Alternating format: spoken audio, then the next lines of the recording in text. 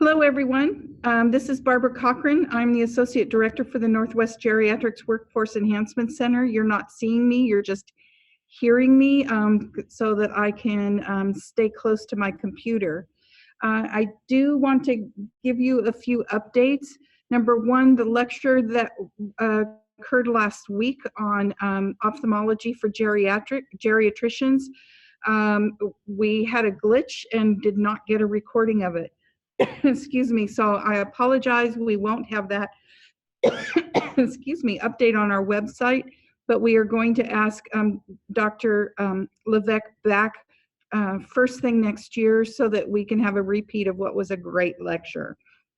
In addition, I want to encourage you to check in with your site coordinators. If you need continuing education information, they have links that will get you to the continuing education site for you to register. You should also have a handout for this lecture as well as an evaluation sheet and a reminder to please, if you have not filled out a profile form for this spring series, to please do so. And I am very happy to introduce to you today Dr. Steve Pergam. He's a board-certified physician and associate director of infection control at Seattle Cancer Care Alliance, and a UW associate professor of medicine, an assistant professor of allergy and infectious disease, and an adjunct assistant professor of epidemiology. You've covered all the bases. His research focuses on the prevention of infections in patients with cancer, transplant recipients, and other immunocompromised populations. And he works to create active partnerships with patients to achieve the best possible outcomes. He earned his MD at the University of Nebraska and his MPH at UW, and he has active research projects that aim to better understand the epidemiology of nosocomial bacterial infections and respiratory viruses in cancer patients, and brings to us some great expertise on herpes zoster in older adults. So welcome. Thank you. I did say to make that short, but somehow that ends up being a lot longer. Yeah, I should give people like a short thumbnail, because I promise you guys don't care what we've done. Probably more important is to talk about specific things that you've asked me to speak about. And I'm going to talk about herpes zoster, basically the VZV or chickenpox version in older adults. I'll talk a little bit about chickenpox because it's not a disease that doesn't happen in older adults too, but I think zoster is the primary issue in geriatric populations. A couple of disclosures I always like to talk about. If I can figure out how to move forward on the slide deck. I got it. So I have no major financial relationships that have importance for this. I'm not in any speakers bureaus. I don't receive any consulting or honorarium, but I do receive some research support from a company called Chimerics and a company called Global Life Technologies. And these are other funding agencies that have supported research and other things that I've done. I also should point out I'm on the ACIP, a national committee on herpes zoster vaccine that's organized through the CDC. So I can tell you that at least the data I'm giving you is the most up-to-date, which is available for public disclosure. I like to start in this spectrum of thinking about a clinical case, because just going through sort of a laundry list of issues or concerns or guidelines and recommendations kind of gets a little bit dry.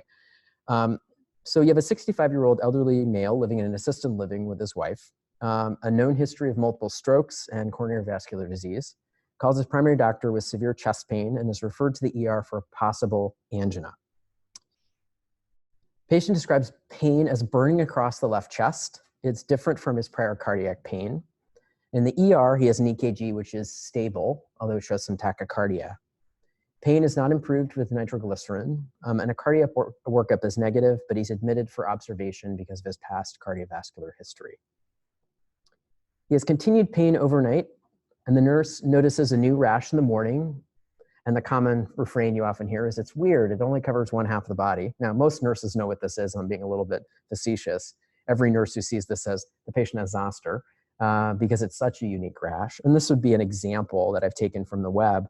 But this is a patient with left-sided zoster. And this involves a specific dermatome following one specific nerve root that exits the spine. And this in particular is interesting because it often presents without rash initially for the first few days and associates with pain. And so it can be one of the ways it can present as somebody with having cardiovascular symptoms or thought to have cardiovascular disease who actually has shingles.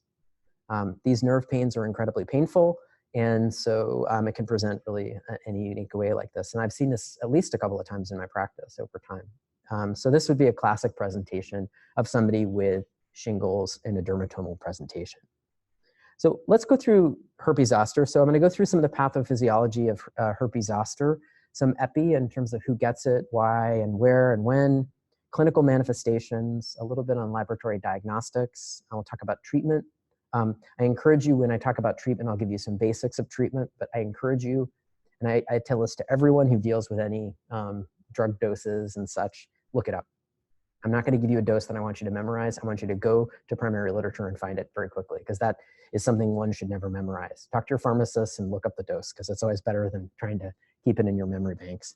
And then we'll talk about prevention. I'll focus specifically on vaccines, because there's some really interesting data about novel vaccines that are out in the public sphere at the moment. But first, let's go through a little bit of history. So herpes zoster is incredibly fascinating based on the history of what it's been called over time. So I called the title of this slide related to St. Anthony's fire. And this is from the enzyme altarpiece. And you can see, I'll show you a specific area where zoster is being represented.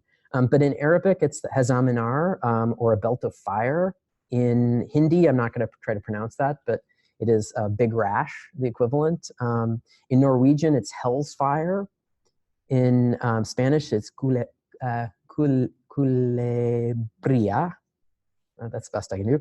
A small viper snake. These are all presentations of the pain that happens with herpes zoster. It's incredibly painful. It has a feeling of fire, oftentimes people describe, that is quite dramatic, to the point that patients struggle to put on clothing over these areas. I've had a colleague who worked in my institution who could not wear a shirt and could not come to work for over 3 months because they had so much pain at a nerve ending that was specifically associated in their chest. And if you look at historically, again, you see this person in the lower base, and I swear to you, this is a person who has what looks like potentially shingles. So this has been known for a long period of time. It has a weird appearance, and you can imagine what this would look like. To have a one-sided rash in historical times would have been incredibly weird. And some of the presentations of this, which I'll show you later, also are incredibly interesting in the fact that one side of the face, one side of the tongue, that you can imagine how people would think that this was some sort of voodoo or some other curse that had been put upon you. And in some ways, shingles really is. If any of you have had shingles, I can tell you I have. It is not comfortable. I got it in my 20s. It's random. Most people get it as they age. The risk does go up, but people can get it earlier in life, and usually during stressful periods or other risks. It can be incredibly painful. So it's really important to know and to be aware of what it is.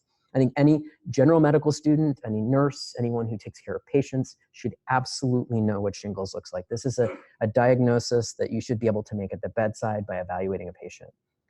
Sometimes it's a little more subtle, and I'll show you some examples of that, but just it's a good one to keep on your radar. Okay, so what is shingles related to, and what is the underlying etiology of this? So it is the Varicella zoster virus. This is an alpha herpes virus family. It's a double-stranded DNA virus, meaning it's a little tougher to get rid of. It has a lipid envelope that fuses to human cells during infection, and it only infects humans and causes chickenpox and herpes zoster. So primary infection is chickenpox. The disease goes into a latent phase where it's hidden in your nerve endings and then recovers or reactivates and causes specifically the manifestations we know as herpes zoster or shingles. And I'll use those terms in combination because it's the same disease. So with primary VZV infection, you get exposed to the virus, usually by close personal contact with someone who has the disease, in a situation where you've never had a prior experience of exposure.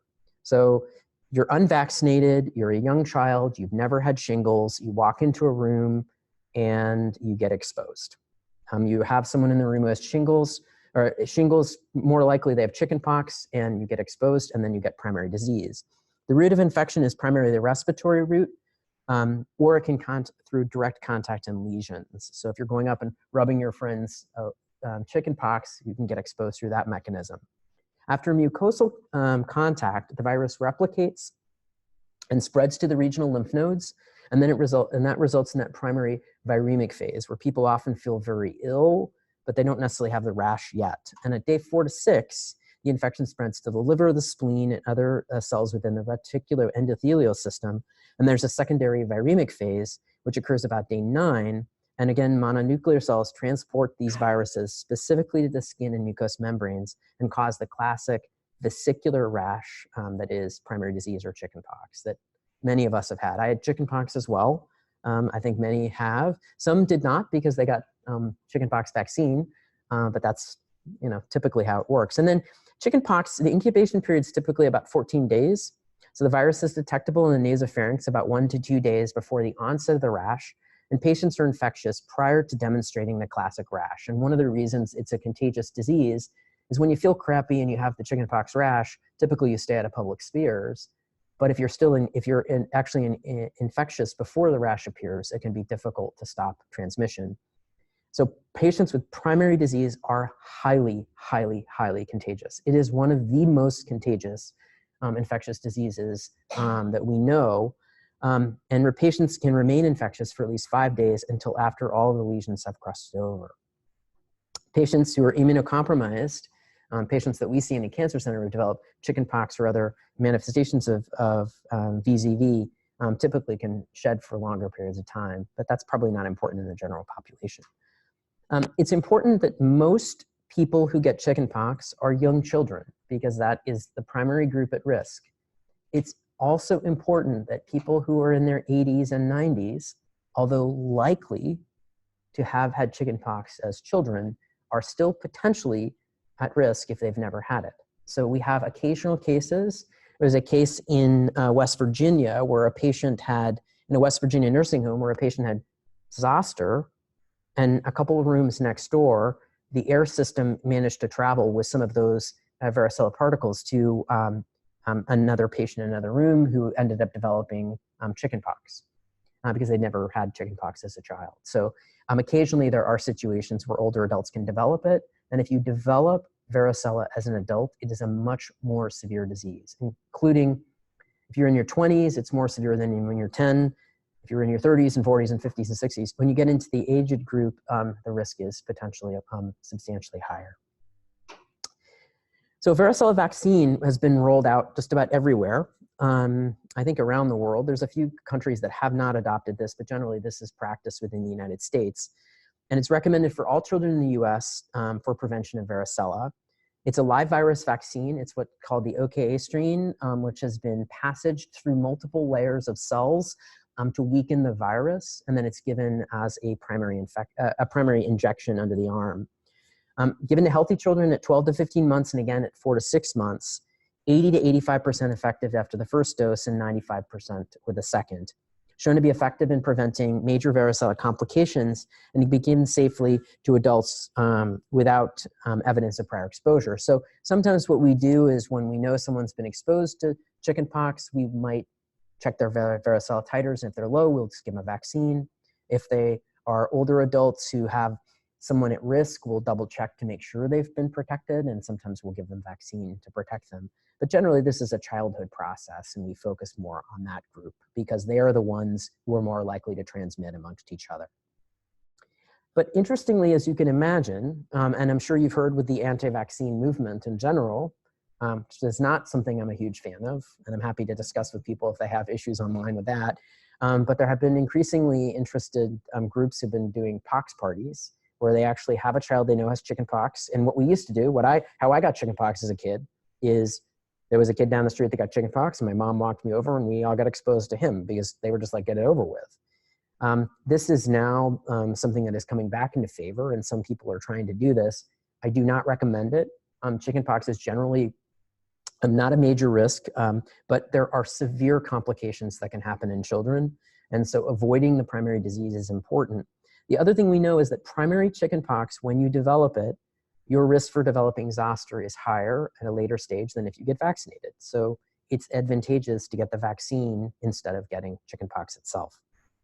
And so this goes as far as even like The Simpsons, showing you an example of, you know, local, of sort of public cartoons, et cetera, where you have people going around and the pox princess, everyone coming over to say hello, the one with chickenpox, and then everyone else gets chickenpox, of course. So what chickenpox looks like, I think some of you may have never seen this. I've seen it many times. And it's a diffuse process where you have small varicella lesions throughout the body. These are often described in a minute as dewdrops on a rose petal. This is a child with severe or disseminated chickenpox. And then this is an adult with chickenpox. So they can look very similar, and sometimes can be subtle. There's a lot of other diseases that can look like this. But I think the key piece is these are vesicular lesions, meaning they have fluid in them, and they often have a red base. And that description of dewdrop on a rose petal is the best description. And I think whenever you see these, they can look really consistent. I think what's important is this is generally benign, as I said, a self-limiting disease in young children. There are fewer than 50 deaths a year due to kids in the US getting chickenpox, but that's partially because we vaccinate. Rare complications, and part of the reason I advocate for this is that group A streptococcal infections, which are a life-threatening skin infection, can happen after chickenpox. And then rare children will develop invasive disease where they get pneumonia or encephalitis, where they get involvement in other areas of the body. And when that happens, those can be life-threatening situations. I'll point out that invasive disease becomes more risky the older you get when you get primary chickenpox. And amongst certain populations, like pregnant women who get chickenpox, can get quite sick. So after primary disease, when we're getting into the important characteristics that you guys care about, and the geriatric group, is herpes zoster. So you develop varicella zoster antibodies, these humoral antibodies, they're B-cell mediated. And then you develop a cell-mediated response to VZV, which is an adaptive immune response, which typically is CD4 and CD8 effector and memory T cells. VZV becomes latent in the dorsal root ganglia of the spinal cord because it's neurotropic. And then multiple mini episodes of reactivation throughout your life are localized, but do not actually manifest as things on your skin. So they've actually done studies where they look amongst people, trauma patients, people who have multiple stressful events. They can sometimes detect VZV in the blood or in saliva. Not necessarily do they have evidence of VZV in the system. This has been true with other herpes viruses, which are latent, is that with a big stressful event, you can see some of them reactivate, but not actually lead to true disease. And an example of that is if you look amongst astronauts who are asymptomatic, there was a study that they did saliva testing for them when they were in space and found that many of them actually shed VZV, although none of them had active shingles. So we know that during time periods of stress or extra experience, that can sometimes happen. And that can also be seen in some geriatric populations with more severe illness.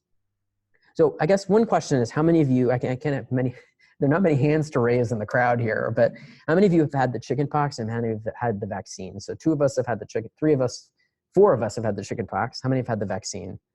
Okay. Well, you got the Zoster vaccine, shingles vaccine. Okay. How about the chickenpox vaccine? So at least 1. All right. So looking at this, reported history of either chickenpox or vaccination is not reliable. So I don't trust you, I'm sorry.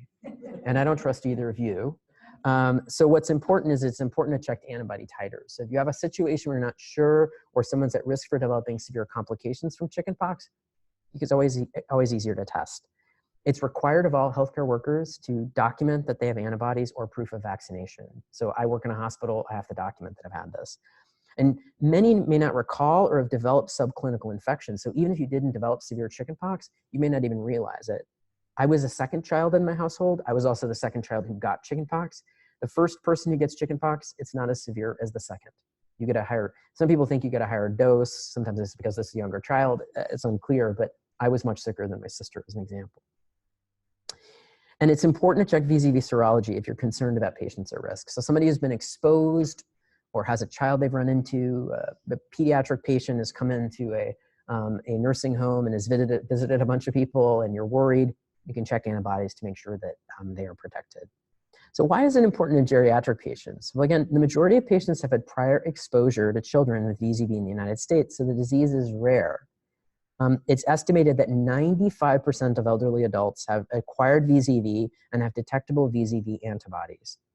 Patients who grow up in tropical countries may have lower rates of positive serology. So UV light tends to dissipate or limit the ability of transmission. So zoster is much more common in the Scandinavian countries, as is chickenpox, but the more you get towards the tropical regions, there may be people who may not have been exposed. And primary varicella in older adults, as I said, is much more severe than in children, and increased rates of organ-invasive disease such as pneumonia. 55% of varicella mortality nationally actually occurs in adults greater than 20. So this is part of the reason we're so concerned about this, and it's good to pay attention to. And again, no surprise, as exposure to grandchildren appears to be a primary major risk for the development of this, particularly as we see more and more families opting not to vaccinate their children. It can put their grandparents at risk. So the majority of geriatric patients have had prior exposure and have latent VZV. Serology is the best test to determine prior exposure. It doesn't mean protection. So having antibodies does not mean that you will not develop zoster. It just means that you've had exposure and you have latent VZV infection. It's better than reported history of vaccination or disease because they're known to be inaccurate unless you have documentation. And although only a small number are at risk, primary disease, chickenpox in elderly patients can be severe and life-threatening. So it's important to pay attention. So then we have herpes zoster or shingles.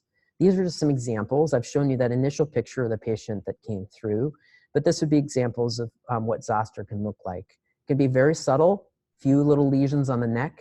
I had a colleague who was breastfeeding their child and felt like their neck was irritated because of the collar, and then when looked, found that they had shingles on their neck. Sometimes it's really classically that band across the chest, half of the chest. That's what mine was, and that's pretty typical, but it can be a little more subtle.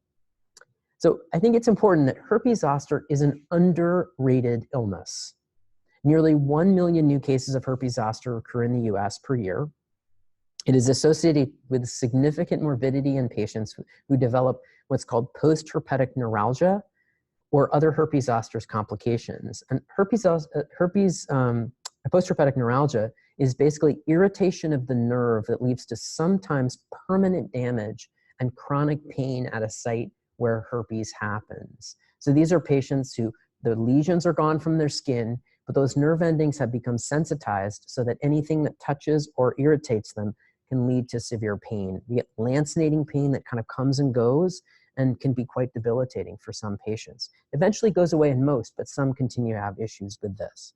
And elderly and immunocompromised patients often combined, because the elderly often are getting now immunocompromising medications, have significantly increased burden of disease and those associated complications. So why is it called shingles? Well, from Middle English, it's an old French term called single, shingle, or belt. In the medieval Latin, singulus, it's translated from the Greek zoster, girdle, shingles from the fact that inflammation often extends around the middle of the body, and the variant of Latin singulum, or girdle, from singular to gird. So these are all sort of these random terms, but the important thing is I always think about it shingles on a house. It's like a single band of a shingle on a roof. So it helps you to think about these are unilateral focused areas where this typically occurs. Now, there are some people who develop disseminated disease that can look just like chickenpox, but primarily what you're going to see is people with dermatomal or focal and evidence of shingles. So the pathogenesis of herpes zoster is, again, the virus reactivates from latent sites in the nerves. They travel along those nerve endings and then deliver the complications to the surface where you see the lesions on the skin. So depending on the nerve ending that it's going to, you can have some pretty interesting complications. So as an example, here are some herpes zoster patterns. So here is a patient with herpes zoster ophthalmicus involving the forehead, often involving the eye. We recently had a patient we took care of who had herpes zoster involving that area and actually had herpes zoster in the eye and lost partial vision. We actually tapped the eye with a needle, and you could actually determine millions of copies of herpes zoster in the eye. So when it involves this area, the eye is at risk. On the tongue, you see 1/2 of the tongue is involved. The next, you see a leg with half across a buttock, across the chest, and across the back. So these are all indications of a unilateral presentation that's often focal in one area. So the facial nerves, the cranial nerve involvements are the most interesting, but the others are often common presentations that you see. Sometimes they can be hemorrhagic depending on the patient. Sometimes they can be pretty subtle. They often start with itching and then it becomes a burning pain. These will weep for a while and then eventually crust over and complete the life cycle of the particular rash. So again, these reactivation nerve roots are dermatomes, which means they're unilateral. And you probably remember from back in any anatomy class that you might have done or something along with physiology, but these are dermatomes. And again, these dermatomes have specific patterns. You see the one where you have the ophthalmic branch that can come down and involve the tip of the nose, including the eye, and that's here, this area in here. You can see other portions where these singular bands can be where shingles can occur. And they're really interesting because they literally follow these almost to the letter of the law. It's very interesting when you see somebody with a shoulder moving down the arm and it'll just be in that middle portion of the arm and not other areas. Occasionally you get a few lesions that will cross over into the neighboring dermatomes, but generally it's almost always focused in that main dermatome. You'll often have rushes that are more subtle. This is the one I showed you earlier with the neck, where the rash can be subtle. Sometimes people will think it's a spider bite or a bed bug bite, where it's really itchy at first and then it becomes painful. Sometimes they feel like it's irritation from their clothes, or they think it's just something as a rash. But if you see a unilateral pattern, just be thinking of shingles. And they often follow that classical pattern of reactivation. So the typical pathogenesis for reactivation is you get your primary varicella infection, you get your T cell function increases over time, and that initial hit, you get really good response to your immune response. And then secondarily, over your lifetime, you get these minor reactivations, which probably never lead to actual disease. They're asymptomatic. You get a little bit of VZV in your blood during stressful time periods, and you get these little mini reactivations. But over time, you get declining immunity. And as that declining immunity happens, as we age, we get a complication called immune senescence. And immune senescence is this idea that your ability to fight normal things that you've had continue to go down. Some of this is related to other infections like CMV, which takes over a large portion of your T cell function, but it can be also related to declining immune function of just becoming older. You have fewer T cells and your responses are not quite as crisp as they were when you were younger.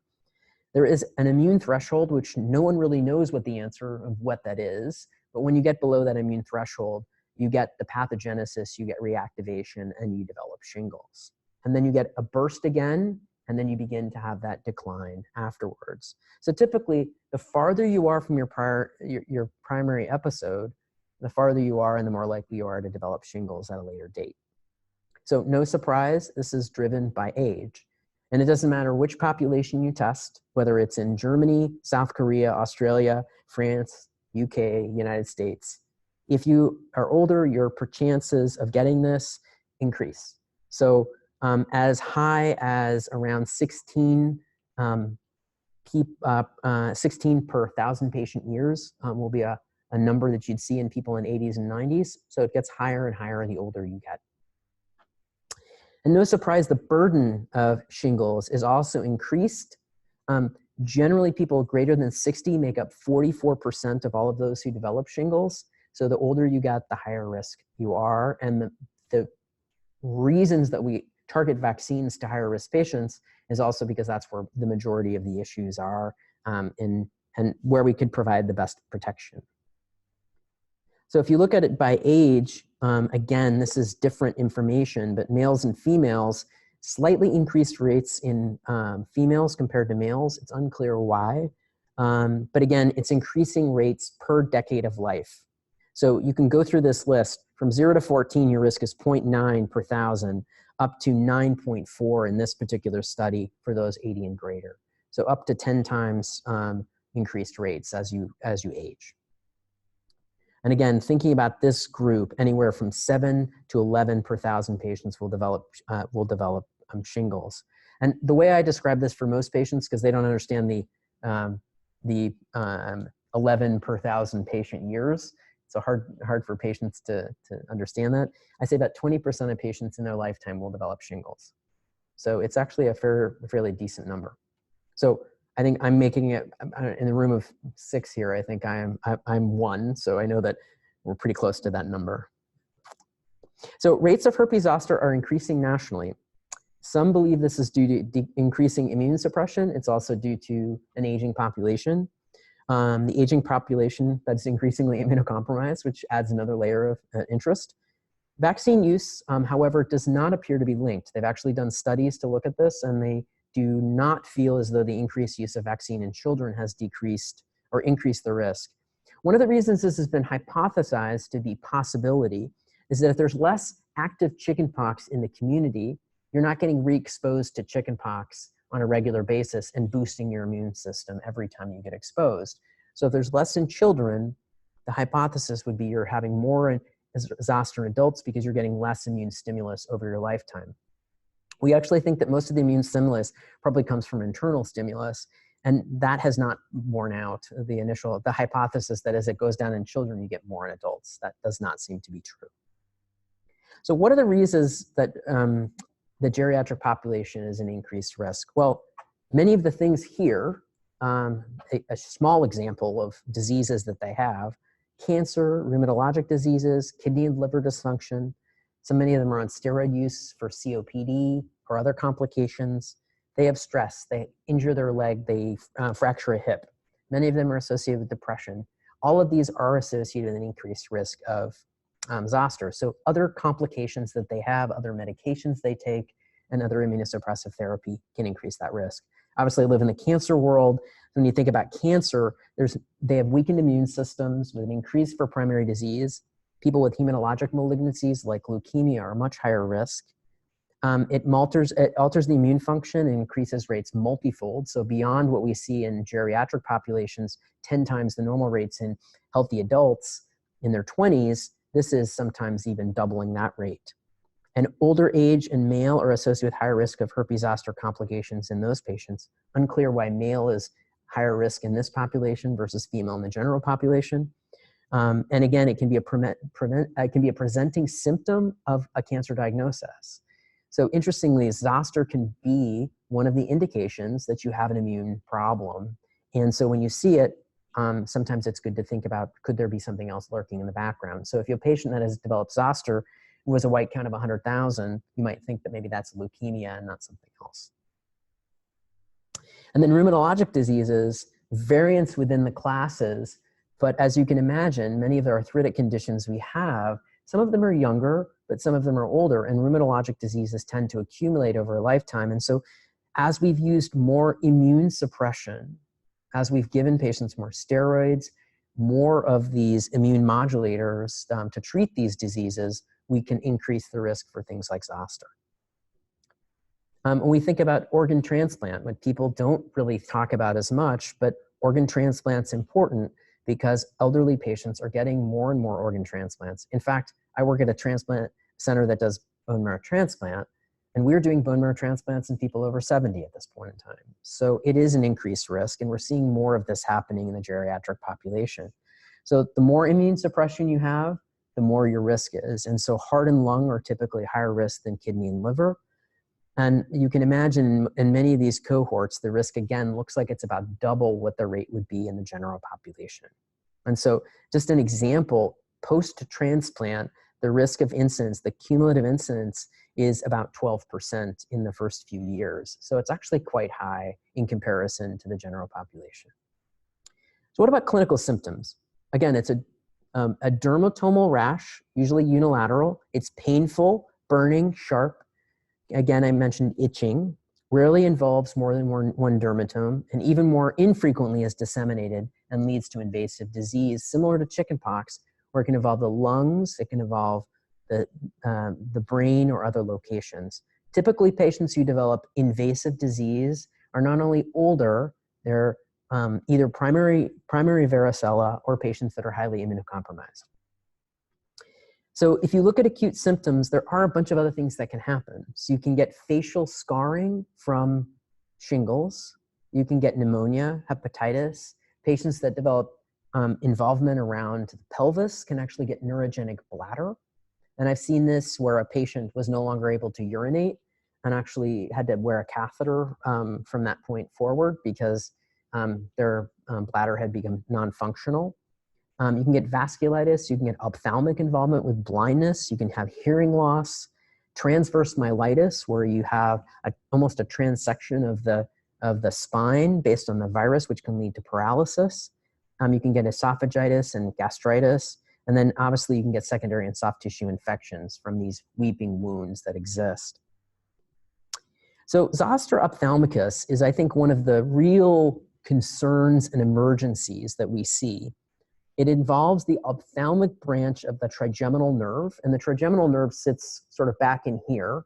It's the branch that comes across and feeds up here on the forehead, and also involves the eye. It accounts for anywhere from 10 to 20% of all herpes zoster cases, which was surprising to me, considered to be an ophthalmic emergency.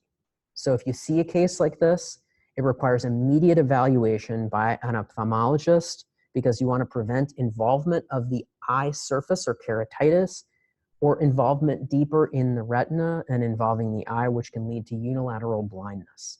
And there is a particular complication related to Zoster Ophthalmicus. It has a strange name. And I'm sorry, I can't remember what what it stands for, but the mnemonic, the breakdown is actually PORN, P-O-R-N. And it's basically a destruction of the posterior portion of the eye that can lead to chronic blindness. When it happens, it's an immune response that can actually also infect the other eye. So it's a rare complication that can happen in patients who develop zoster in this area. Zoster Oticus, or Ramsey Hunt Syndrome, is a really interesting condition because it involves the geniculate ganglion, which leads to paralysis of the facial nerve on the facial muscles. You often see blisters on or in the ear, so patients will complain of pain in their ear, and you look, and it almost looks like otitis externa, but there are blisters through the ear canal. Less frequently do you see it on the tongue, as you see in these images here, where a unilateral side of the tongue is involved. And you can get complications like facial palsy, dysarthria, hearing loss, vertigo, and some of these can be permanent. So it looks very much like a stroke in some situations. And it doesn't have a facial rash, so if you're not looking, you would miss it. So you have to pay attention to the ear if you see someone with facial weakness like this. And in this picture down below, that patient is flexing their muscles on their left side, and that right side of their face is completely weakened by the virus. Encephalitis is really the dreaded complication, not always associated with rash, or rash may appear after the symptoms start. So these are patients that can come in quite confused. They can have encephalitis in the sense that they have seizures. They can have high fevers. Sometimes they get admitted to the ICU.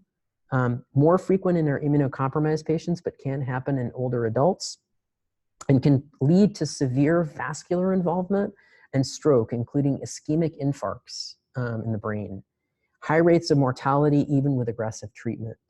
There is actually interesting data that many people think that other diseases that involve the vascular tree within the body can also be somehow related.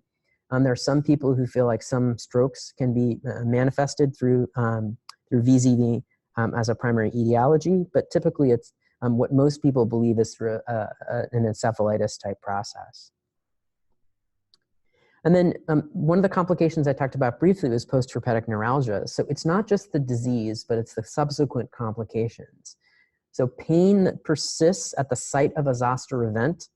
It's intermittent, light touch or brushing with clothing is sometimes perceived as painful. It's a phenomenon called allodynia.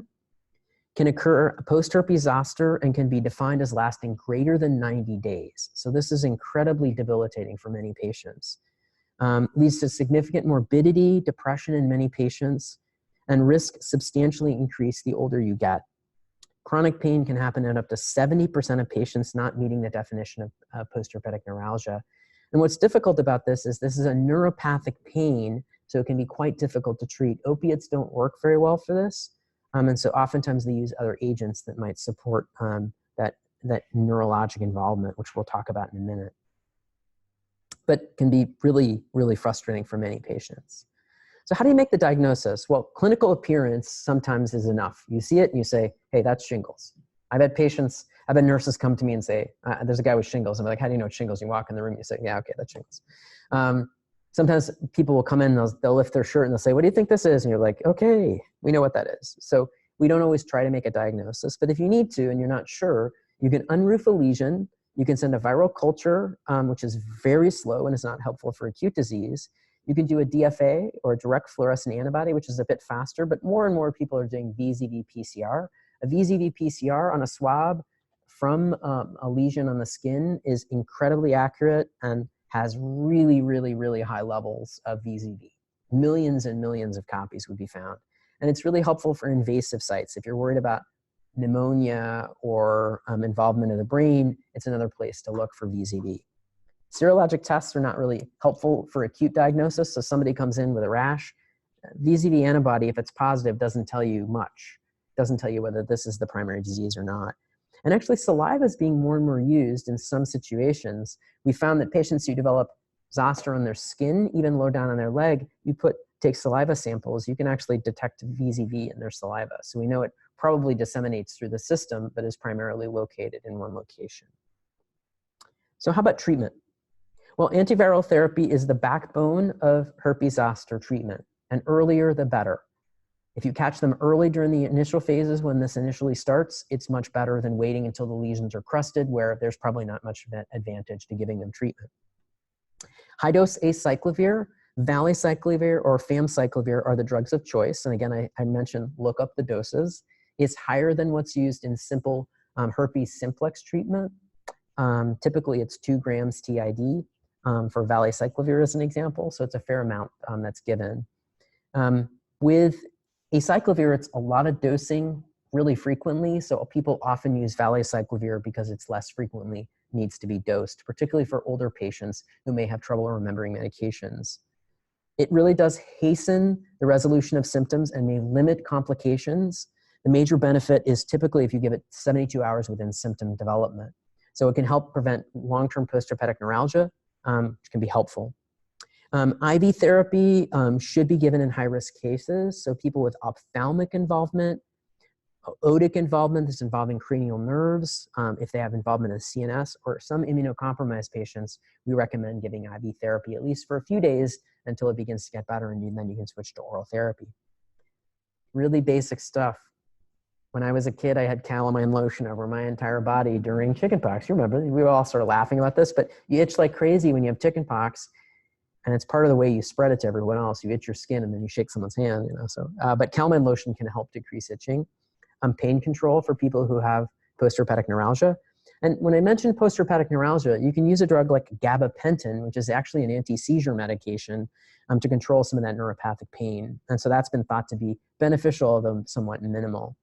They've actually done studies using capsaicin, which is basically used which is basically the chili spice, or the thing that makes your tongue burn when you eat chili. And capsaicin has been helpful in some ways because if you can have pain in another location, you can train the body to be thinking differently. And so it can help some ways decrease the pain that happens with shingles. But again, these are real, you're struggling when you're getting into situations where you're having to use that. And then steroids. Some people advocated for the use of steroids in addition with people who had shingles because they thought maybe it was some benefit in decreasing risk for post-herpetic neuralgia. That's really not been found to be true in a couple of large placebo-controlled trials. That combination therapy is probably not useful. So acyclovir or valacyclovir should be plenty and should take care of you. Treatment of PHN, again, is very frustrating for patients and providers. There are no clear therapies to be effective. Again, topical agents like capsaicin or even topical lidocaine, pain medications, antidepressants like tricyclics, anticonvulsants like gabapentin or carbamazepine, and then antiviral therapy does not provide any benefit. It's no longer a viral problem, it's a nerve damage problem. So what about prevention? So we know for children, we give varicella vaccine. Data on herpes zoster following varicella vaccine looks promising to date, as patients receiving vaccine are thought to have lower rates from those who develop primary VZV. So if you get primary VZV like me, you're more likely to get a herpes zoster. Some countries do not recommend varicella vaccine due to concerns that it decreases the exogenous boosting from natural infection and will lead to increased risk in adults, and that is not found to be true in the United States. Retrospective studies have some conflicting responses, but generally it's been shown to be beneficial. Prevention of zoster, with zoster vaccines, there are two available vaccines. There is the Zostavax, which is a live attenuated virus similar to Varivax, but about 12 times higher plaque forming units in that particular vaccine. It's a single dose that you give, and it's recommended by the ACIP for patients greater than or equal to 60 years of age. My parents went out and got it the minute it was available. It is, again, a live virus vaccine, so you have to be somewhat limited. If you're immunocompromised in any way, you cannot get it because it can lead to, theoretically, can lead to dissemination. Shingrix, on the other hand, is an adjuvanted subunit vaccine, so it's not live, and again, it's adjuvanted. So what adjuvanted means is that there is a component in the vaccine that helps to stimulate your immune response to help augment what you'd be getting from your vaccine. It's one of the first adjuvanted vaccines that's available. It's recommended by the ACIP for patients 50 years or greater in age. So a difference in the age range based on how the studies were put together. With Zostavax, it's again a live virus vaccine given once in adults and recommended for those greater than 60. There has been a study showing benefits in greater than 50, but it was not felt by the ACIP to be financially equivalent, so it's only offered or recommended for those greater than 60. It is shown to decrease the rates of herpes zoster by 51% in patients over 50, shows reductions in serious complications like post-herpetic neuralgia by 67%, but its immunogenicity in patients who get into their 70s is somewhat limited, and there is waning immunity as we've used this over time. So the question is, do people need to be revaccinated? And that's been debated. Nobody knows the right answer, but we've seen data that suggests that your levels get low enough that it may not be super protective when you get out to 5 to 6 years. Now, Shingrix is interesting because it's this adjuvanted vaccine. It's recommended now over Zostavax as first-line agents because it's enhanced efficacy. It's an adjuvanted vaccine, so it boosts the immune response, which also means it causes increased arm pain, sometimes localized fever. Sometimes people describe chills given when it's given. So it's local adverse events in the first dose do not predict the second dose, but tend to be somewhat higher than they are with Zostavax. The nice thing is you can be given with regardless of prior episodes of zoster, or if you have received Zostavax, you can still get Shingrix. There's no need to test and or vaccinate versus varicella first, and you do not have to defer for at-risk contacts. There's no transmission because this is not a live virus vaccine. And I think the reason this is important is that this is hard data to show you, but I think what's interesting in this group, and I'll see if this, I don't know if that comes up or not, but in the populations, if you look at vaccine efficacy, even in people 70 or and older, the vaccine efficacy was over 95%.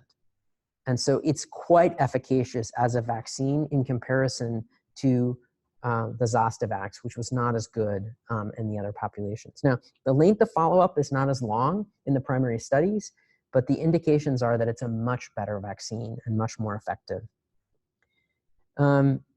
Again, if you look, I think that's the same one, but if you look in comparison for those who were on placebo versus those who got the herpes zoster vaccine, it's not hard to see that difference. Now, interestingly enough, if you look at the general cumulative incidence curve, it's barely visible that there's a difference because you have to follow people in a year or 2 years follow-up, how many develop shingles. This is 4 years of follow-up, not that many per person.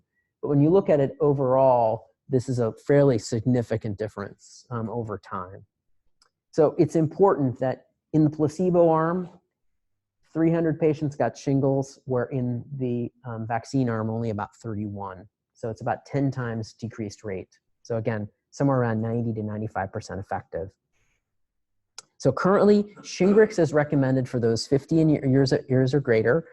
Make sure you get a second dose. It's a 2-dose vaccine. So what happens, and what's been happening recently, I don't know if those of you who have recommended Shingrix for your patients, it's incredibly hard to get. It's getting better. What was happening is people were going to the pharmacy, they could get one shot and they'd go back and the second shot wasn't available because they were out. So there was a lot of shortages on it because there was a huge interest in getting this vaccine. Now it's gotten a little better, but definitely you want to get second dose of the vaccine. It works better when there's two shots that have been given. Data in other immunocompromised patients looks good, but more data is coming out regarding those populations. There's a study with transplant and solid organ transplant and HIV that are all look like it will be effective. Zostavax is still an option, but only for those greater than 60, and it's not as effective for those who are 70. So it's a really limited time frame, and I eventually think Zostavax will probably, they'll stop making it available, and Shingrix will really take its place. So if you want to know more, on slide 74, it's a recommend. Wow, that was really nice rhyme there. If you want to know more, go to slide 74. That'll be a thing you can take home today. The recommendations for the Advisory Committee on Immunization Practices for the use of Herpes Zoster vaccine is available here. This reference will be available to you in your handout, just so you know. And it's a great place to look at this. We spent a lot of time debating all of these different options, so please take the time to look it over. The reason, just so you guys know why the ACIP is important, is what the ACIP recommends is often what insurance companies pay for. So if you want to get Zostavax and you're younger, you might have to pay for it out of pocket. Where if you want to get, if I'm 41 and I want to go get, I'm worried about shingles, I want to go get Shingrix, I'd have to pay for it out of pocket because I'm not 50 and older. So it's part of the reason these decisions are made. So isolation, what happens when patients actually develop shingles? What should we do? Well, the CDC recommends that patients with herpes zoster should cover their lesions to prevent transmitting to at-risk patients. So a person at home who has shingles, who has a newborn baby in the same household, should cover that lesion and try to avoid that young child until those lesions are crusted over. In immunocompromised patients, sometimes when they're hospitalized, we put them in airborne and contact isolation because they're more likely to shed it and be more likely to transmit to others. So it's important to think about this when you're sending people home with shingles, to say, who are the other people in your household, and please cover these lesions. Even like a shirt or something else will help prevent transmission. Because usually when people get it, it's from touching the lesions or the drainage that happens from them when they open up and weep. So what about those exposed or at risk for primary VZV? So those who you don't know their status, who are young children or elderly patients who you know don't have or haven't had a history of chickenpox, you can give Varizig, which is a varicella specific antibodies. Some would recommend IVIG, although that's debatable anymore, whether that's beneficial.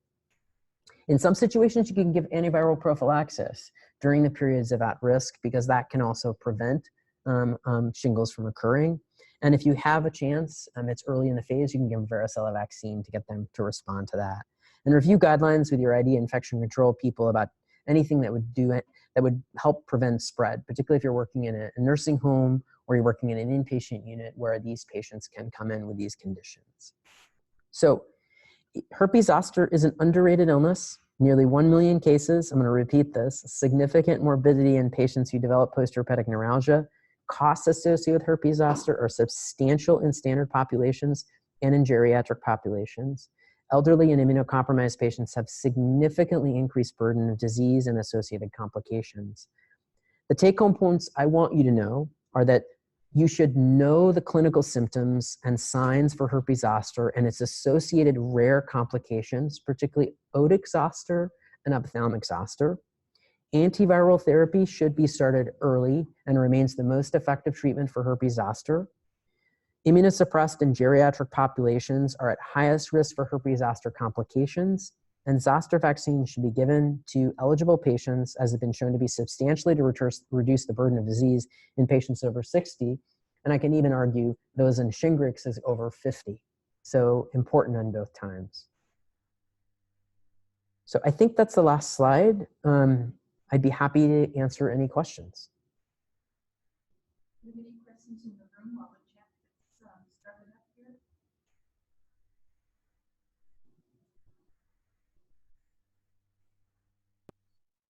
So I do have a question here. How many times can a person get shingles, and how effective is the new vaccine if a person takes something like Enbrel? Yeah, so this is a double question. So the first question is, can you develop shingles again? And the general mantra is that you can develop shingles, 20% of you will develop shingles, and 20% of that 20% will develop it again. So it's possible to develop it again. Interestingly, I've asked questions to the Zoster experts that are on our committees, since I don't typically see patients who develop it multiple times, whether you develop in the same location. And the answer is not always. So you may develop your chest the first time, and then you may develop an eye on the other side. So it really depends. It's not always the same location, and absolutely you can develop it again. In really high-risk patients who have immunocompromising conditions, we've seen them develop it multiple times over a couple of years. But generally, in the general population, it's 20% will develop it first time, and about 20% will develop it out of that 20% a second time. And then in terms of Enbrel, so Enbrel is one of the agents that's used for rheumatoid arthritis primarily, and we don't really know yet. So we don't really know the response of these newer vaccines with these immune modulating agents. There are increasing studies that suggest they'll be beneficial, but because there are so many different immune modulating agents, it can be really difficult to know. So the recommendations have not been put forward for immunocompromised populations at the moment. I think the data with auto transplants and solid organ transplants will be very suggestive that this will be beneficial. And I think eventually the ACIP will make some recommendations for general immunocompromised populations. But with specific agents, it's a little bit difficult to know. And for generally, if you go to your doctors and have this conversation, it can be hard to know what that response is going to be. I think generally people feel it is safe, but there's some concern with the adjuvant in people that have autoimmune disease, that because there's an adjuvant and it increases your immune response, that you can actually worsen someone's inflammatory condition. So if you have rheumatoid arthritis and you get an adjuvanted vaccine, that it could increase your rheumatoid arthritis symptoms. I don't think that will be the case, but that has been a theoretical concern, and until those data are done, we're just not sure. Really good questions on both of those. Well, they're coming fast and furious here. So if a patient is under 55 but already had shingles, do they recommend a vaccine? Yes, so people who have previously had shingles, if they are 55 years old, should get Shingrix, because it can prevent you from getting that second episode. So that is recommended, yes. Okay, and then with regard to the Shingrix vaccine shortage, your opinion, how long of a delay to the second dose before the series needs to be restarted? That's really tough. That's a good question. We don't have a great answer on that. My general approach is that you want to go someplace, if you're going to get it, make sure that they save a second dose for you so you can get it. But I think if you're within the first three or four months, it's probably sufficient to get that second dose. Okay, and was the chickenpox vaccine always recommended as a 2-dose medication even when it first came out? No, that's a great question. No, initially the chickenpox vaccine was recommended as a single-dose vaccine. They found that there were breakthrough cases because patients didn't respond as well to the primary vaccine, and so they added a second vaccine to boost immunity. And that often happens with vaccines, is sometimes they find that a boost is beneficial. So with Shingrix is similar. One dose of that vaccine was found to be effective, but a second dose improved immunity even more. So sometimes that occurs, and that did occur later after the first cycle when the Varicella vaccine was given. Why is the vaccine only for 50 or older when people in their 20s, 30s, and 40s get it? Great question. This is always a great piece of debate. First of all, it's what the clinical trial was based on, is people 50 and older. So it's hard to recommend a vaccine for people who are not involved in a randomized clinical trial. So nobody likes to recommend things that don't fit in that range. Additionally, the risk for people in their 20s and 30s and 40s is much less. And so when you think about the financial benefit of giving a vaccine versus the risk of the disease, it's felt to be a better target to aim for people 50 and older. The other piece to this is, as this is a newer vaccine, we're not sure about waning immunity. And so if you're given it in your 20s and 30s, and it eventually wears off and you end up in your 60s or 70s and you've received the vaccine long ago, it may not give you that same benefit. And so we like to target the vaccine to people who are later in life. That's been the real benefit. And that's really where the main focus has been, is preventing those with the most likely to get the disease and most likely to have the major complications from the primary infection, or the reactivation in Zoster. It's a great question though. When can isolation be discontinued in a hospitalized patient? Yeah, great question. So when can hospitalization be taken off? Generally, what we recommend is once the lesions have been crusted over. It depends on the institution, but it can also be within 72 hours of starting antiviral therapy. I generally recommend to keep patients in isolation until the lesions are crusted over. This person said they had one shingles vaccination when they turned 60 and their doctor wants them to get the new vaccination. Will getting 2 vaccinations within 5 years hurt? So no. So the current recommendations, the company GSK has done a study looking at patients who get Zostavax, who previously had Zostavax, and they got Shingrix as a second vaccine. It did not show any side effects or issues. As long as it's not been within the past 2 months, you are absolutely welcome to get it as a second vaccine, and I would recommend it. That's what the ACIP recommends, even if you've had prior Zostavax, to get Shingrix, because it will boost your immune response. If a partner in the home has had the vaccination for shingles, would they be immune to a person in their home with active shingles? Yeah, so what's interesting about this is we think about transmission really differently. So if you've had chickenpox as a kid, when you have, if we worry about transmission of Zoster, the people who get transmission are people who've never had VZV ever, who've never had chickenpox. So if you've previously had chickenpox as a kid, if my wife got shingles, I've had chickenpox as a kid, I would not get ill. I would not get VZV again. So if that person has previously had chickenpox when they're younger, they would not develop it. The risk is always somebody who develops Zoster in the household where the household member has never had primary infection.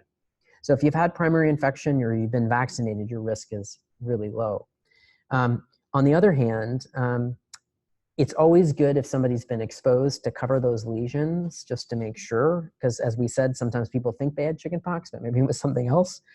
And if they're vaccinated, absolutely it'll decrease their risk for developing complications. But generally, when we develop Zoster, it's not because we got exposed to someone else. It's reactivation of virus in our own system. This is the virus you got when you were a kid that reactivates because it's a sleeping virus. It remains latent in your body. And so what you get is actually reactivation of the primary infection you had years ago.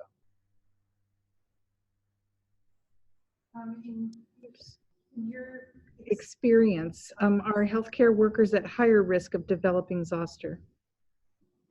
No, I don't think that's actually been studied very well. It's a great question. I think maybe with stress in the healthcare environment, it's possible. I don't know the answer about whether they have higher risk. I don't believe that's true, but I don't know. Generally, I think most of them have been either appropriately vaccinated or had chickenpox as a kid. I don't know if there's an increased risk of Zoster within the population of healthcare workers. I'm not sure the answer to that. I really don't know. I know that pediatricians typically have, probably some of the highest rates of exposure to chickenpox, but I don't know that they have less Zoster. I don't know the answer to that. It's a great question. I don't know right off the top of my head. Any other questions in the room? All right, then I'll just read a comment here that says, really, really good presentation. Thank you. All right, I'm glad to hear that. Thank you. And just as a comment, if there are other questions, please feel free to email me. I'm happy to answer them on the side. If there's issues that come up and you didn't want to ask the crowd, you're welcome to. Okay, thank you so much for inviting me in. I hope that was helpful.